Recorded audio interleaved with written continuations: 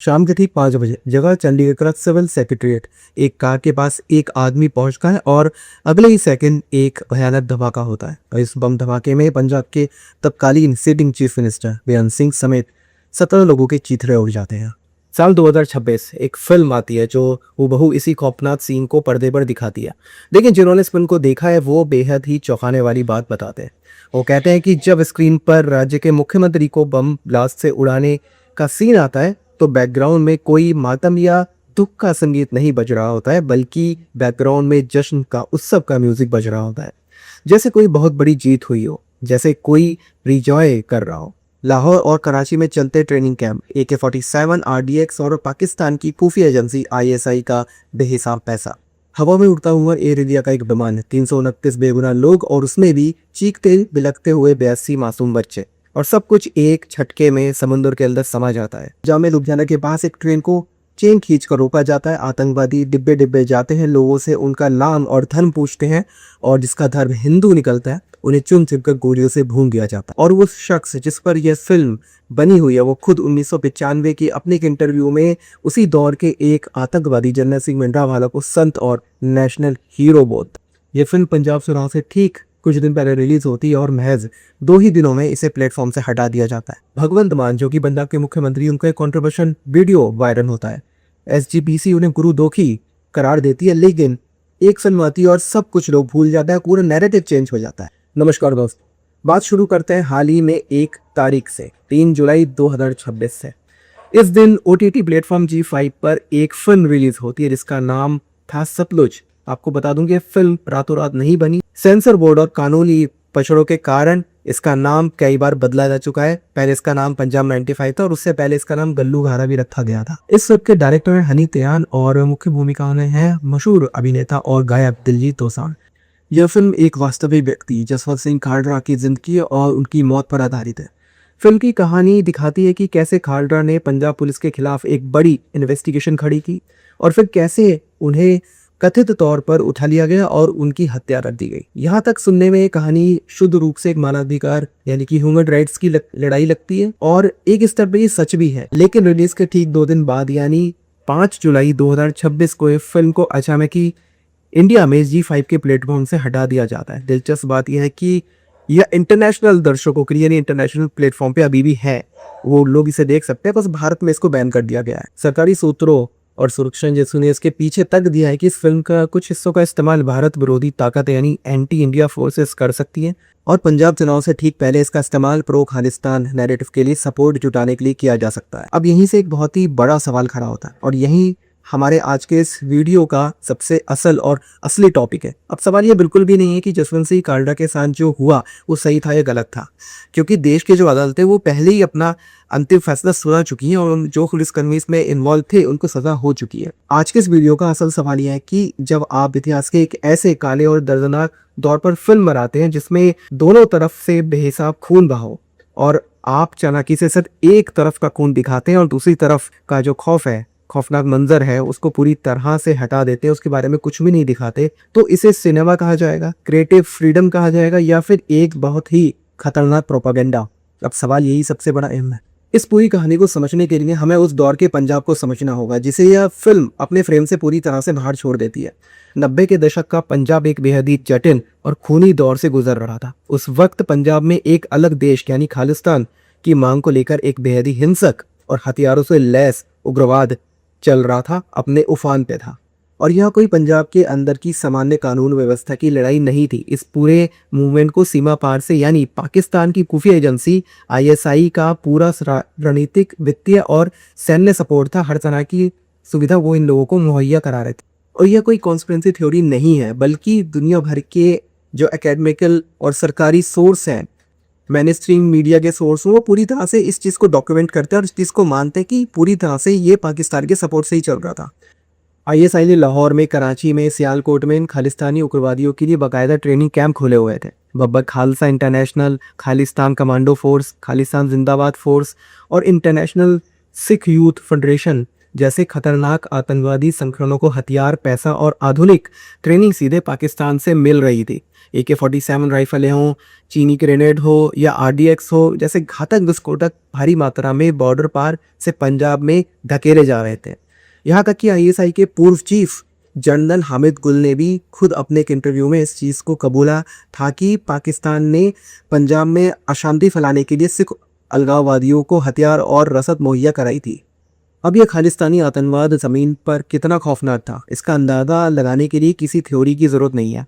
मैं आपको इतिहास के पन्नों से कुछ बेहद दर्दनाक घटनाएं और आधिकारिक आंकड़े बताता हूँ। आप खुद समझ जाएंगे कि पंजाब उस समय किस आग में जल रहा। 23 जुलाई 1995 एयर इंडिया का एक फ्लाइट कनिष्क विमान मॉन्ट्रियल से लंदन होते हुए दिल्ली आ रहा था।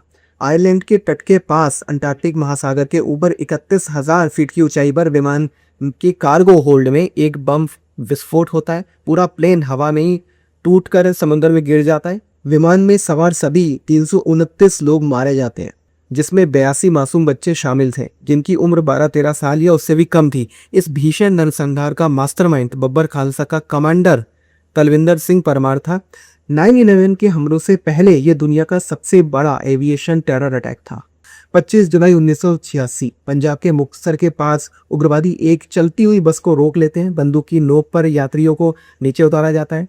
पगड़ी और दाढ़ी देखकर सिख यात्रियों को और महिलाओं को, बच्चों को एक तरफ कर दिया जाता है, सुरक्षित खड़ा कर दिया जाता है और जो बचे हुए 14 हिंदू यात्री थे लाइन में खड़ा करके उनको गोली मार दी जाती है, उनको गोलियों से भून दिया जाता है। 6 जुलाई 1987 को चंडीगढ़ से ऋषिकेश जा रही एक बस को लाडलू के पास खालिस्तानी कमांडो फोर्स के आतंकवादी रोक लेते हैं और उसमें 32 हिंदू यात्रियों को चुन चुनकर हत्या कर देते हैं। खौफ का तांडव यही नहीं रुकता है। ठीक अगले ही दिन यानी कि 7 जुलाई को फतेहाबाद के पास 2 और बसों को निशाना बनाया जाता है और उसमें भी 34 अन्य लोगों को मार दिया जाता है। महज 48 घंटे के भीतर सिर्फ बसों से उतार कर 74 निर्दोष नागरिकों की हत्या कर दी जाती है। 10 नवंबर 1979 आतंक का चेहरा इतना डरावना और क्रूर था कि शिक्षण संस्थाओं को भी नहीं बख्शा जाता है। केसीएफ के आतंकवादी कॉलेज परिसर में घुसते हैं और सोते हुए और पढ़ते हुए 19 युवा छात्रों को बेरहमी से गोलियों से भून दिया जाता है। उन्हें वहीं पर युग की हत्या कर दी जाती है। 15 जून 1991 लुधियाना के पास उग्रवादियों द्वारा 2 पैसेंजर ट्रेनों को इमरजेंसी चेन खींचकर उन्हें रोका जाता है। आतंकवादी हथियारों के साथ डिब्बों के भीतर दाखिल होते हैं। पैसेंजर्स की शिनाख्त की जाती है, उनका धर्म पूछा जाता है, सिखों को अलग कर दिया जाता है और हिंदू यात्रियों पर अंधाधुंध गोली चलाई जाती है, यानी कि धर्म पूछकर उन्हें गोली मार दी जाती। अब अलग अलग आधिकारिक सोर्सों के मुताबिक उस एक रात में 80 से 110 हिंदू पैसेंजर्स की हत्या कर दी जाती है। अब इन सभी घटनाओं में आपको एक बेहद ही स्पष्ट और डरावना पैटर्न दिखाई देगा।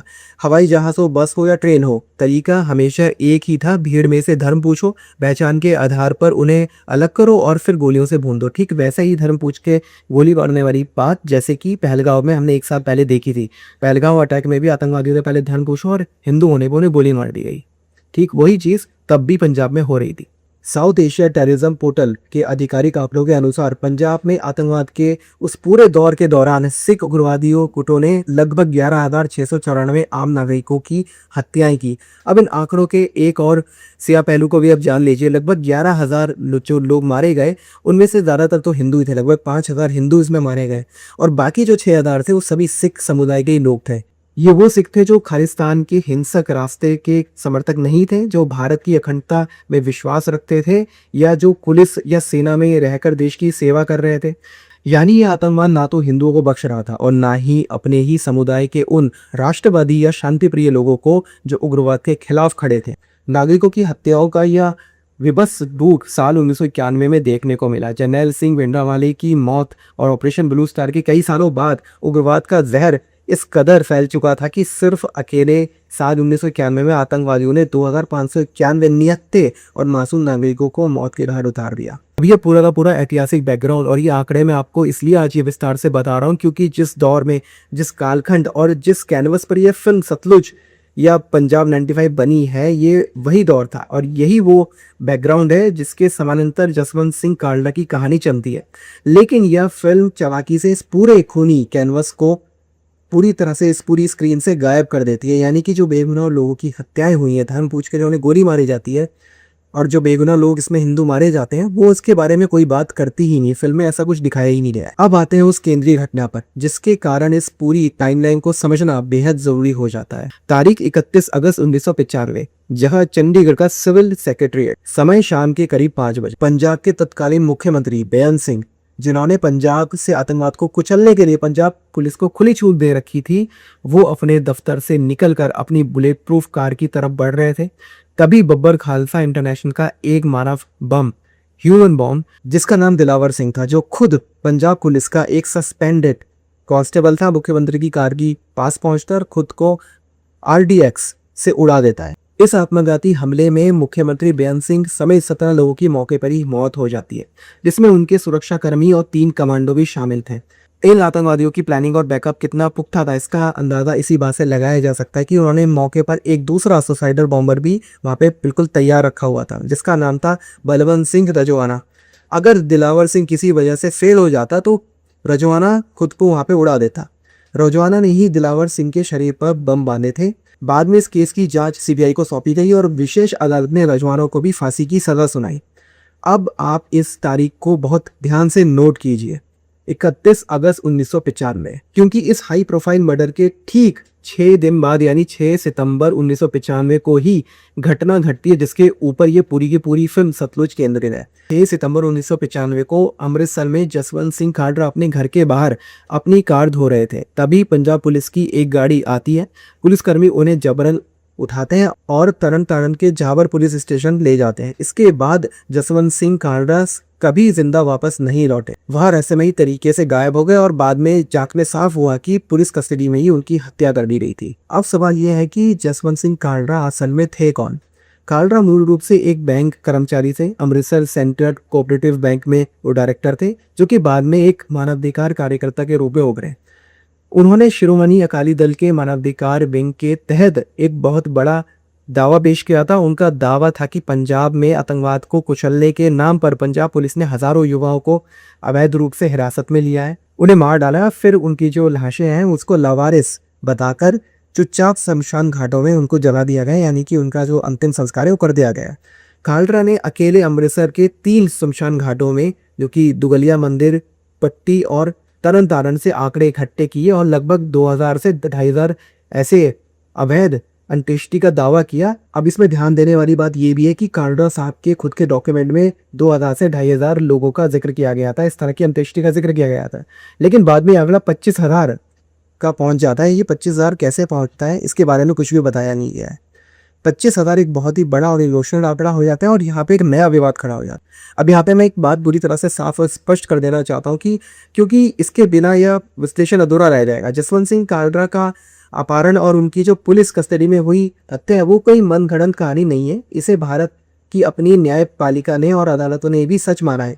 तो ऐसा सच में हुआ था, ये बात बिल्कुल ठीक है। CBI जांच के बाद साल 2005 में पटियाला की एक विशेष अदालत ने खालड़ा के अपहरण और हत्या के मामले में पंजाब पुलिस के 6 अधिकारियों को दोषी करार दिया। साल 2007 में पंजाब और हरियाणा हाईकोर्ट ने इस फैसले को बरकरार रखते हुए बचे हुए 4 अधिकारियों की सजा को उम्र कैद में बदल दिया और अंततः साल 2011 में देश की सर्वोच्च अदालत ने यानी कि सुप्रीम कोर्ट ने भी इस सजा को बरकरार रखा और पंजाब पुलिस के उस दौर में जिस तरह से उन्होंने कार्रवाई की थी उसकी कड़ी आलोचना भी की। तो हम यहाँ पे बिल्कुल भी नहीं कह रहे हैं कि जो खालड़ा जी के साथ हुआ वो बिल्कुल झूठ था, ऐसा नहीं है। वो सारी चीजें सच थी और राज्य की पुलिस द्वारा किसी भी नागरिक को कानून को ताक पर रखकर मार देना या फिर इस तरह से उन्हें उठा लेना ये बिल्कुल भी सही नहीं है, पूरी तरह से गैर कानूनी और मानव अधिकारों का हनन है, इसमें कोई शक नहीं है।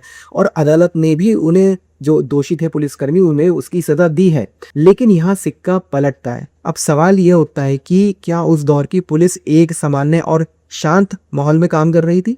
नहीं, बिल्कुल ही। पंजाब में स्थिति बिल्कुल ही अलग थी। जब पंजाब के एक DIG AS अटवाल स्वर्ण मंदिर में गोल्डन टेम्पल में प्रार्थना करने जाते हैं और वो जब वहां से बाहर निकल रहे होते हैं तब उग्रवादियों ने उन्हें सरेआम गोली मार दी, उनकी हत्या कर दी। उनका शव घंटों तक स्वर्ण मंदिर की सीढ़ियों पर लवालिस पड़ा रहा और पुलिस बल अपने ही DIG की बॉडी को उठाने की हिम्मत नहीं कर पा रहे थे क्योंकि उग्रवादियों का खौफ इतना ज्यादा था। DIG तो गोली मारी जाती है, उनके गनर जो थे वो भाग जाते हैं वहां से डर के मारे। जो व्यक्ति गोली मारता है वो वहां टहलता रहता है और बाद में वो अंदर स्वर्ण मंदिर के चला जाता है। ये हाल था वहां पे, यानी कि DIG को इस तरह से मार दिया जाता है। अब आप सोचिए कि जो आतंकवादी राज्य के मुख्यमंत्री को सचिवालय के भीतर घुसकर सुसाइड बॉम्बर से उड़ा दे रहे हैं, जो जजों को, गवाहों को और पुलिसकर्मियों के परिवारों को चुन चुन कर मार रहे हैं, क्या उनके खिलाफ सामान्य अदालती और कानूनी तरीकों से निपटा जा सकता था? यह इतिहास का वो धुंधला गलियारा है जहां अक्सर कठिन समय में कठिन फैसले यानी difficult times required difficult solutions की थ्योरी सामने आती है। अब राज्य के अस्तित्व पर ही संकट है, आपका संविधान और आपके राज्य का कानून ही संकट में पड़ चुका है, तो फिर आप कैसे उसकी रक्षा करेंगे? अगर इन आतंकवादियों को छूट मिलती रहेगी तो ये तो संविधान को और राज्य की जो पूरी स्ट्रक्चर है उसको खत्म कर देंगे। जहां पर ये कंडीशन हो चुकी है तो वहां पे फिर कैसे राज्य की पुलिस निपटेगी, ये सवाल उठते हैं। अब बात करते हैं फिल्म सतलुज के सबसे बड़े विवाद और इसकी मेकिंग के पीछे की नीयत की। जैसा कि मैंने आपको बताया कि उस दौर में समानांतर दो सच चल रहे थे। पहला सच, पाकिस्तान द्वारा फंडेड एक खूंखार उग्रवाद जिसने 11,000 से ज्यादा बेगुनाह नागरिकों को मारा, हिंदुओं का नरसंहार किया और राज्य की सीटिंग चीफ मिनिस्टर की भी हत्या कर दी। दूसरा सच, एक हिंसक स्टेट क्रैकडाउन जिसमें पुलिस ने आतंकवाद को खत्म करने के चक्कर में जगह जगह पर मानवाधिकारों का उल्लंघन भी किया, कानून तोड़ा और जसवंत सिंह कालरा की हत्या भी कर दी। अब ये दोनों घटनाएं एक ही सिक्के के दो पहलू हैं, लेकिन फिल्म सतलुज क्या दिखाती है, क्या कहती है? यह फिल्म सिर्फ और सिर्फ दूसरे पहलू को दिखाती है, पुलिस की ज्यादतियां, कालरा की जांच और उसकी कस्टोडियल डेथ। जबकि पहला पहलू यानी कि जो भयंकर उग्रवाद होता है, जो नरसंहार होता है उग्रवादियों द्वारा, उसको पूरी तरह से बैकग्राउंड को पूरी तरह से हटा दिया जाता है, उसे कहीं दिखाया नहीं गया है। आमतौर पर लोगों को लगता है कि प्रोपेगेंडा का मतलब होता है कि सफेद झूठ, लेकिन सिनेमा और नैरेटिव की दुनिया में सबसे खतरनाक और इफेक्टिव प्रोपेगेंडा होता है जो कि 100% सच पर आधारित हो, बस उसमें एक कैच होता है कि वो एक अधूरा सच होता है। अगर मैं आपको इतिहास की एक ऐसी घटना दिखाऊं जो कोर्ट में भी साबित हो चुकी है, लेकिन जानबूझकर आपको ये ना दिखाऊं कि भाई उसके कि पहले क्या हुआ था, उसके बैकग्राउंड में क्या चल रहा था, तो ये एक सच्ची घटना होते हुए भी एक दर्शक को एक गलत और एक तरफा नतीजे पे पहुंचाएगी। इसे मीडिया की भाषा में सेलेक्टिव फ्रेमिंग कहा जाता है। कैमरा जहां फोकस करता है वो जितना जरूरी है, कैमरा जानबूझकर जहां नहीं जाता, असली खेल वहीं छुपा होता है। और यह खेल इस फिल्म में सिर्फ कालरा की जांच तक सीमित नहीं है, बल्कि खुद कालरा की अपनी राजनीतिक विचारधारा को लेकर भी है। फिल्म में जसवंत सिंह कालरा को एक बिल्कुल ही न्यूट्रल, सेकुलर और एक आम मानवाधिकार कार्यकर्ता के रूप में पेश किया गया है, जो बेगुनाह लोगों की मौत से परेशान होकर इन्वेस्टिगेशन शुरू करता है। फिल्म को देखकर ऐसा लगता है कि जैसे पुलिस जिन लोगों को उठा रही है वो पूरी तरह से सबके सब परम संत हैं और पूरी तरह से निर्दोष थे, जबकि हकीकत यह है कि उनमें से एक बड़ी संख्या में सक्रिय उग्रवादियों या उनके जो सिंपैथाइजर थे वो थे, जो आतंकवादियों को अपने घरों में पनाह देते थे, उन्हें रसद देते थे। उस दौर में पुलिस के लिए भी पहचानना असंभव हो चुका था कि कौन सच में निर्दोष है, कौन रात में के अंधेरे में उग्रवादियों की मदद कर रहा है, क्योंकि कई बार ऐसा होता था कि सामान्य नौकरी करने वाले लोग भी रात में उग्रवादी गतिविधियों में सम्मिलित पाए जाते थे। कालरा की अपनी पॉलिटिक्स की बात करें तो 1995 में उनका एक ऐतिहासिक इंटरव्यू रिकॉर्ड हुआ है जिसमें वो उग्रवादी जनरल सिंह भिंडरावाले को एक संत और नेशनल हीरो के रूप में संबोधित कर रहे हैं।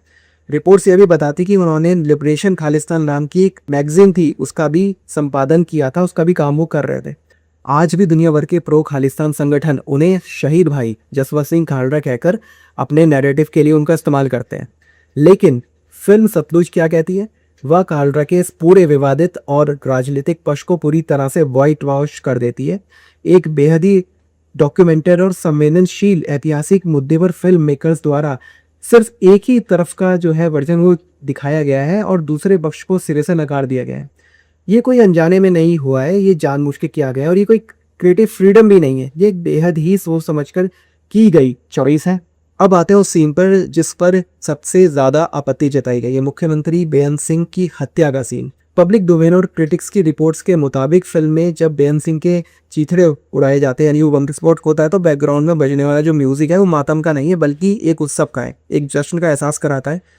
अब आप सोचकर देखिए कि ये जो मनोवैज्ञानिक असर इसका क्या होगा लोगों पे, क्या उनका मारा जाना एक सही था? जब एक लोकतांत्रिक रूप से चुने गए मुख्यमंत्री और उनके साथ 17 सुरक्षा कर्मियों की जघन्य हत्या को स्क्रीन पर एक विजय गान या खुशी के संगीत के साथ दिखाया जाता है तो दर्शकों के सबकॉन्शियस माइंड में यह घटना एक त्रासदी के रूप में दर्ज नहीं होती है बल्कि इसे जस्टिस डिलीवर्ड की यानी कि एक सही न्याय के रूप में दिखाया जाता है। ये इस तरह से रजिस्टर होती है। अब ये ठीक वैसी है जैसे किसी कमर्शियल फिल्म में मेन विलन के मरने पर थिएटर में तालियां बजाई जाती है। सिनेमा आपको सीधे सीधे कुछ भी नहीं बोलता है, वो आपको एक खास तरह की फीलिंग करा देता है। भावनाओं का असर किसी भी तार्किक जो बहस है उससे कहीं ज्यादा होता है। और यही कारण है कि बेअर सिंह के पोते जो है केंद्रीय मंत्री रवनीत सिंह बिट्टू समेत कई अन्य राजनीतिक दलों ने भी इस फिल्म के इस नैरेटिव पे कड़ी आपत्ति जताई और इसे भारत में ओटीटी से हटाने के लिए एक बहुत ही बड़ी भूमिका निभाई है। अब इस पूरी तस्वीर के आखिरी टुकड़े को भी जोड़िए और वो टुकड़ा है टाइमिंग। यह फिल्म किसी सामान्य वर्ष में रिलीज नहीं की गई, इसे ठीक पंजाब विधानसभा चुनाव के कुछ समय पहले रिलीज करने का प्लान किया गया। अब इस चीज़ को भी ध्यान दीजिए कि अभी कुछ समय पहले पंजाब के मुख्यमंत्री भगवंत सिंह मान का एक वीडियो बहुत ज़्यादा वायरल हो रखा था जिसमें वो बेअदबी करते हुए दिखाए जा रहे थे, जो विवादित था, काफ़ी कॉन्ट्रोवर्शियल था और एसजीपीसी ने उन्हें गुरुदोखी करार दिया था। अब वो सारा का सारा मामला भी हट गया है, सबका ध्यान आ गया है सतलुज पे, यानी कि वो मामला कहाँ गया है किसी को नहीं पता। अब सारा का सारा नैरेटिव घूम के आ गया है सतलुज मूवी पे और भगवंत सिंह वाला जो मामला था वो बिल्कुल लोग भूल चुके हैं। अब ये हुआ कब है, ठीक चुनाव से ठीक पहले। अब विधानसभा चुनाव आ रहे थे और ये माना जा रहा था कि ये जो मामला भगवंत सिंह मान का ये उनको भारी पड़ सकता है, लेकिन अब सारा मामला ही घूम गया। किसी को याद ही नहीं है वो भगवंत सिंह का वीडियो। अब सब लोग डिस्कस कर रहे हैं सतलुज के बारे में, वो भी ठीक विधानसभा चुनाव से ठीक पहले। और यही वजह है कि गृह मंत्रालय और सुरक्षा जो एजेंसीज है इस फिल्म को रोकने का सबसे बड़ा और आधिकारिकता भी यही दिया जा रहा है कि जो चुनाव का समय बहुत ही संवेदनशील इस समय माहौल है। यह फिल्म पंजाब के युवाओं में पुरानी उग्रवादी जो भावनाएं थी उसको या फिर जो प्रो खालिस्तानी सेंटीमेंट है उसको दोबारा भड़का सकती है। तो आज हमारे सामने दो मुख्य तर्क हैं। पहला तर्क, देश की अदालतों द्वारा साबित की जा चुकी एक पुलिसिया ज्यादती और हत्या पर बनी फिल्म को रोकना अभिव्यक्ति की आज़ादी यानी फ्रीडम ऑफ स्पीच पर हमला है, सेंसरशिप है और इतिहास से भागना है। और दूसरा जो तर्क है वह चुनाव के ठीक पहले इतिहास के एक बेहद ही हिंसक और नाजुक दौर का सिर्फ आधा सच दिखा रहा, अलगाववादी ताकतों को खाद पानी देना है और समाज में दोबारा एक दरार पैदा करना है। एक गहरी साजिश का ये हिस्सा हो सकता है और यही इस पूरे मामले का सबसे बड़ा निचोड़ है। ये दोनों ही तर्क अपनी अपनी जगह पूरी तरह से सही हैं। पंजाब पुलिस द्वारा की गई जाति और खालड़ा की जो हत्या थी वो एक कड़वा सच और सीमा पार से संचालित वो खौफनाक आतंकवाद भी उतना ही बड़ा सच है, कड़वा सच है, जो कि इस फिल्म के फ्रेम से पूरी तरह से बाहर है, जिसे ये फिल्म पूरी तरह से छोड़ देती है। इतिहास को हमेशा संपूर्णता में देखना चाहिए। अगर आप केवल एक पक्ष को देखेंगे तो आप भी उसी जाल में फंस जाएंगे जिसके लिए ये फिल्म विवादों में है। अब ये जो फिल्म है ये एक सिनेमाई प्रयास है, एक फ्रीडम ऑफ स्पीच है या एक सोची समझी स्क्रिप्टेड प्लानिंग, इसका फैसला मैं आपके विवेक पे छोड़ता हूँ। लेकिन हमेशा याद रखिए, कैमरे के फ्रेम में सबसे ज़रूरी वो चीज़ नहीं होती जो आपको बड़ी स्क्रीन पर चमचमाते हुए दिखाई दी जा रही है। सबसे ज़रूरी और खतरनाक अक्सर वो सच होते हैं जिसे बहुत ही चालाकी से आपसे छुपा दिया जाता है। इस विषय पे आपकी क्या राय है? क्या इस तरह की फिल्मों पे प्रतिबंध लगना चाहिए या क्या ये सही है या इतिहास के इस पहलू को सामने आने देना चाहिए? कमेंट में अपनी राय ज़रूर साझा करें। वीडियो को लाइक और शेयर करना ना भूलें, चैनल को सब्सक्राइब करना बिल्कुल भी ना भूलें। मिलते हैं अगले वीडियो में, तब तक के लिए धन्यवाद।